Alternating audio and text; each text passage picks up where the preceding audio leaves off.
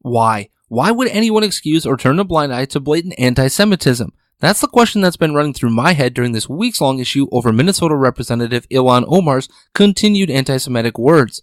Then I was reminded of exactly why so many Democrats couldn't bring themselves to just simply say Omar is wrong and take action against her. It's the polls, stupid Andrew.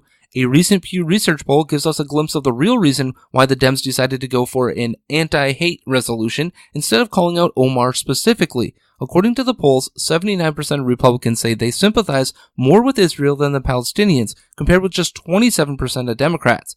It isn't a new phenomenon either, as since 2001 the share of Republicans sympathizing more with Israel than the Palestinians has gone up 29%.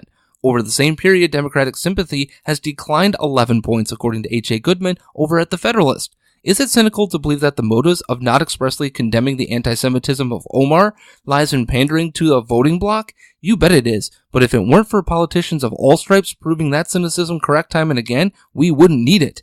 The reality of how you get through primary elections like the one coming up in a year for the Democrats is that you need the votes of your base.